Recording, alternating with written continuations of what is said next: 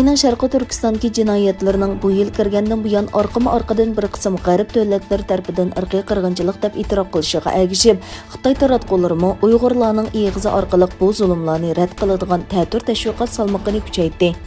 Amerika Birleşme Agentligi 20 may e'lon qilgan xabarida Xitoy ishlab tarqatgan sillarda so'zlagan Uyg'urlarning o'z ixtiyorligi bilan so'zlamaganligini o'tirg'a qo'yib, Xitoyning bu yolg'on tashviqotini bosh qildi.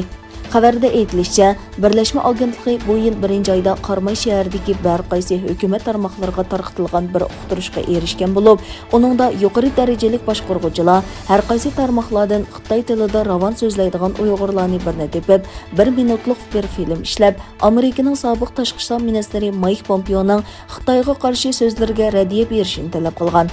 Bu uqtirishda mundaq yozilgan: Pompeoning so'zi haqida aniq ifoda bildirish kerak. Masalan, men Pompeoning Xitoyga qarshi so'zlariga qat'iy qarshi turman. Men bu so'zlardan intayin g'azablandim.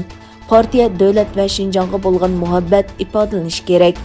Birleşme Agentligining xabarida mundaq deyilgan: Gerçi Sharqi Turkistonda hukumatning tashviqotini qilgan Uyg'urlarni tepish mumkin bo'lsa-mu, lekin Sharqi Turkistonning kishilik huquq xotirasi sababli nurg'un mutaxassislar bu sillar zo'rlik bilan ishlangan bo'lishi mumkin deb qaradi.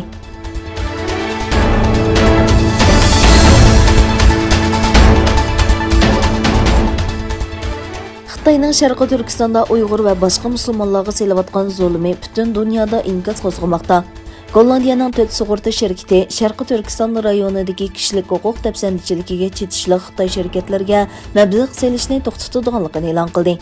Gollandiya matbuotlarida e'lon qilingan xabarga qaraganda, Gollandiyadagi 4 cho'ng kutunish fondi Xitoyning Uyg'urlarga qaratilgan kishilik huquq dafsandichiligi bilan munosabatlik deb qaralgan Xitoy shirkatlariga solgan mablag'ini to'xtatishni qaror qildi. Xabarda mablag'ning taxminan 115 million yevro ekanligi bayon qilingan bo'lib, Xitoyning shirkatlarga solgan mablag'ini azaytgan ommaviy xizmatchilar fondi ABF Yevropadagi eng cho'ng kutunish fondi va dunyodagi 5-cho'ng kutunish fondi ekan.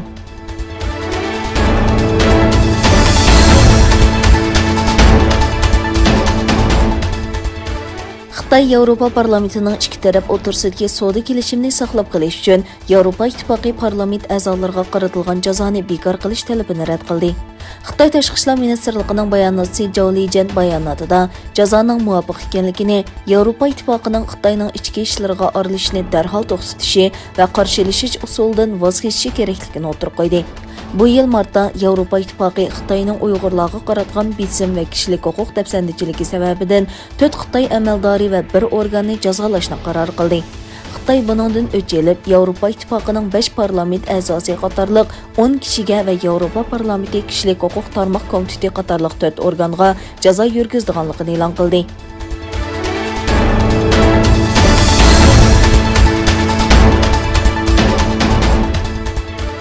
Xitoydagi bir qism hukumat xodimlariga idoralar tomonidan Tesla markali mashinalarni xizmat o'rnida to'xtatmaslik haqida uqtirish qilinganligi o'tirg'a chiqdi.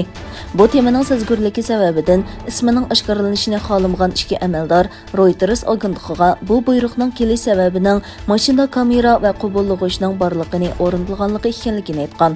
Egilenishicha, hozirgacha Tesla markali mashinasi bor ikki amaldor Beyjing va Shanxaydagi hukumat binolariga yaqin joyda mashina to'xtatishdan cheklangan, ammo Tesla mashinasi ishlatgan boshqa hukumat xizmatchilarining bu cheklashning ta'siriga uchragan yoki uchramaganligini noma'lum.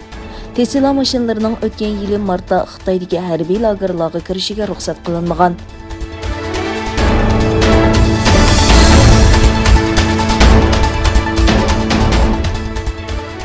Xitoyning Qinghai o'lkasida 7,4 bal, Yunnan o'lkasida 6,4 bal yer tەvrىدى. Xalqaro yer tavrash markazining dastlabki tekshirishida Xitoydagi yer tavrashning darajasi 7,4 bal deb xotirlangan. Yana bir tarafdan Xitoyning g'arbiy janubidagi Yunnan o'lkasining Dali shahrida 1 soatda uda 3 qatim tەvrىدى. Egilenishicha, bu 3 qatimliq tavranishning darajasi 4,2, 5,6 va 6,4 bal ekan. Xitoy taratqullarining xabar qilishicha, dastlabki aniqlashlarga qaraganda yer tavrashda 2 odam qazo qilgan, 9 odam yaralangan.